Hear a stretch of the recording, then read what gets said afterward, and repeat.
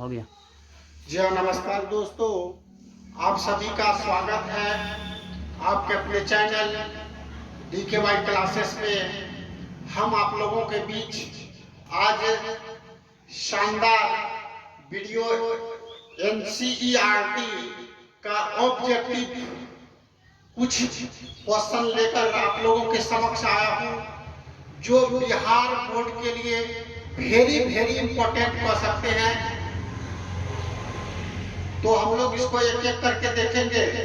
बहुत इंपॉर्टेंट है, NCERT का निचोड़ लाए हैं आप लोगों को आज, जो हमारा जहां तक तजुर्बा कर रहा है कि लगभग ये 5 क्वेश्चन में 5 भी हो सकते हैं आपको एग्जाम में, क्योंकि ये NCERT का निचोड़ दिए हैं। जो NCERT में ऐसे तो ऑब्जेक्टिव बहुत ही कम है, नहीं के बराबर दिया है, तो जो भी है वो इम्पोर्टेंट है। तो उन्हीं में हम 5 जो क्वेश्चन है जो आप लोगों के बीच आज लेकर आए हैं, तो आप लोग इसको बेहतर तरीके से देखें तो ये 5 क्वेश्चन आप लोग को 100% क्लियर हो जाएगा, जहां तक आप एग्जाम में भी उसको नहीं भूलेंगे।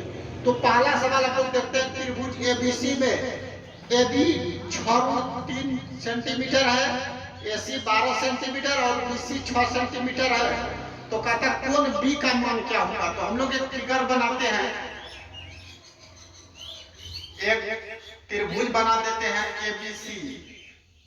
यहाँ पर हम लोग ये देख रहे हैं कि AB और BC, तो यहाँ पर एक आइडिया हम लोग लगाएंगे कि अगर ये दोनों का वर्ग अगर इसके बराबर हो जाएगा तो इसका मतलब समकोण त्रिभुज होगा, क्योंकि समकोण त्रिभुज में हम लोग पढ़े थे कि कर्ण का जो स्क्वायर होता है, कर्ण का जो स्क्वायर होता है आधार स्क्वायर और लंब स्क्वायर के वर्गों के योग के बराबर होता है। तो ट्राई करके देख लेते हैं, अगर हम लोग इसको 12 मान लेंगे, इसको 6 और इसको 6√3, तो देख लेते हैं दोनों का वर्ग इसके बराबर होता है। तो 6 का स्क्वायर प्लस 6√3 का स्क्वायर बराबर 12 का स्क्वायर, यानी आधार का स्क्वायर और लंब का स्क्वायर जो है का वर्गों का योग अगर कर्ण के स्क्वायर हो जाता है तो उसी को हम लोग बोलते हैं पाइथागोरस प्रमेय। पाइथागोरस प्रमेय यानी समकोण त्रिभुज में ऐसा होता है। अगर ऐसा हो जाएगा तो इसका मतलब ये कोण 90 डिग्री होगा। देख लेते हैं हम लोग, 36 हो गया, यहाँ पर यहाँ 36 और √3 को भी गुना करेंगे 2 बार तो 3 निकल जाएगा, बराबर बार बार इधर 44 हो गया आपको। तो 3 6 18 3 3 9 1 10, तो जोड़ देंगे तो हम लोग क्या देखते हैं 8 6 14 3 1 4 और 1 1 1 का 1 हो गया। तो यहाँ देख रहे हैं कि दोनों तरफ बराबर हो गया, तो इसका मतलब ये 100% सत्य है कि कर्ण का आधार का स्क्वायर और लंब का स्क्वायर बराबर, अगर कर्ण का स्क्वायर हो गया तो इसका मतलब ये समकोण त्रिभुज यानी पाइथागोरस प्रमेय। इसका मतलब कोण भी हम लोगों का क्या हो जाएगा 90 डिग्री। बहुत इंपॉर्टेंट क्वेश्चन है। तो हम लोग चलते हैं क्वेश्चन नंबर 2। क्वेश्चन 2 में है कि साइन 18 डिग्री बटे कोस 72 डिग्री का मान क्या होगा। तो ध्यान देंगे यहाँ पर हम लोग इसको बदल देंगे हम लोग, या चाहे आप साइन को बदल दें या कोस को बदल दें। तो साइन को अगर बदलेंगे तो क्या हो जाएगा कोस इंटू साइन थीटा बराबर कोस इंटू 90 माइनस थीटा।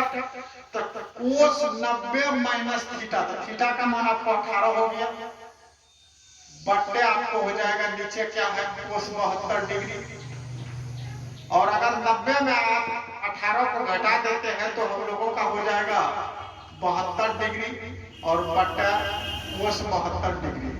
और इसको हम लोग अगर काट देंगे तो रिजल्ट हम लोग का 1 हो जाएगा। हम लोग का A नंबर का सही है। ये क्वेश्चन बहुत इंपॉर्टेंट है, इस बार लगभग चांस है इसके होने का।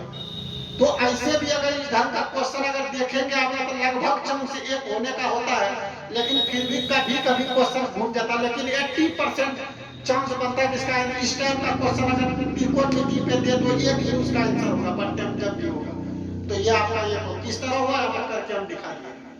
तीसरा नंबर हम लोग देखेंगे, 3 में आप लोग का माइनस वाला जब हो तो अक्सर 0 होता है। कैसे होता करके दिखा देते हैं आपको। अगर एग्जाम में जल्दी हो तो अगर बहुत बेस कमजोर हो तो ऐसे भी आप लोग लगा सकते हैं, लेकिन करके देख ले। तो साइन 42 बार क्या बता दें कोस इंटू 90 माइनस थीटा। तब 90 माइनस थीटा आप लोग का कितना हो गया 42 डिग्री। साइन थीटा और कोस इंटू 90 माइनस थीटा, तो साइन 42 तक कोस 90 माइनस 42 हो गया, तो आप लोग देख लीजिए, हम घटा देंगे तो कोस 48 हो गया माइनस 90 में 42 चले जाएगा, कितना बचेगा, कोस 48 बचेगा। तो कोस 48 डिग्री, कोस 48 डिग्री खत्म हो गया, तो बचा क्या आप लोग को, 0 बचा। इसका मतलब ये भी ये नंबर का सही है। चौथा नंबर देखिए, बहुत इंपोर्टेंट है ये। यदि एक वृत्त का परिमाप और क्षेत्रफल संख्यात्मक रूप से बराबर हो तो वृत्त की त्रिज्या होगी। यहाँ पर एनसीईआरटी में परिमाप लिखा है, जबकि होना चाहिए परिधि। अरे आप लोग ध्यान दीजिएगा, ये थोड़ा लगता है मिस किया, यहाँ पर परिधि होना चाहिए ना, ये वृत्त की परिधि और क्षेत्रफल संख्यात्मक रूप से बराबर हो। हम इसको सही कर देते, किताब में परिमाप ही लिखा है तो परिधि होना चाहिए। तो आप लोग देख लीजिए, परिधि और परिमाप कहता है बराबर। परिधि क्या होता है, वृत्त का 2 पाई आर, और क्षेत्रफल होता है pi r square. Pi r square मतलब पाई आर गुना आर स्क्वायर को हम लोग 2 आर लिख सकते हैं। अब यहाँ पर क्या देख रहे हैं, पाई पाई को भेज देते हैं हवा पीने, गया काम से उड़ गया, पाई पाई उड़ गया, एक आर को भी उड़ मार देते हैं, उड़ा देते हैं गोली से।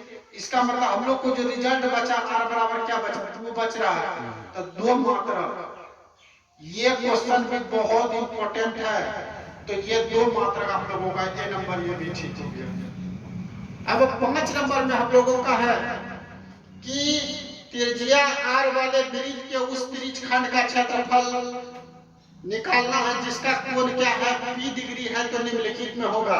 तो त्रिज्य खंड का क्षेत्रफल आप लोग जानते हैं थीटा बटे 360 इंटू पाई आर स्क्वायर होता है, लेकिन यहाँ थीटा के जगह p दे दिया है तो p होगा। और वो देखिए आप लोग को फंसाया है कैसे, क्वेश्चन कहीं भी 360 पाई स्क्वायर दे दिया, यहाँ भी पाई स्क्वायर दे 180 दे दिया, यहाँ 360 तो स्क्वायर नहीं दिया। यहाँ पर देखिए आप लोग, ये 360 नहीं दिया, क्योंकि विद्यार्थी को फंसाने का तरीका वो क्या किया है, 360 के बदला 720 डाल के यहाँ 2 दे दिया है। अगर ये 2 को मार देंगे गोली तो यहाँ कितना बचेगा, 360। आया वही चीज, लेकिन क्वेश्चन को घुमा के थोड़ा डाला है। तो थीटा यहाँ p दिया है, तो p थीटा होगा p बटे 360 गुना पाई स्क्वायर, इसका मतलब आपको डी नंबर सही है। तो इस तरह का इंपॉर्टेंट क्वेश्चन है, तो आप लोग इसको इसी तरीके से बने रहिए। फिर हम आएंगे आप लोगों को लेकर फिर ऑब्जेक्टिव क्लास अगला में। तो अब यहाँ तक कि आज का न्यूज में ये भी दे दिया है कि इस बार ऑब्जेक्टिव जो है वही 100 रहेगा, जो आप 2-3 साल से चलते हुए आ रहा है। ये बहुत ही गुड न्यूज है 10th और 12th दोनों के लिए। आज पेपर में क्लियर कर चुका है कि ऑब्जेक्टिव जो है 100 का ही होगा।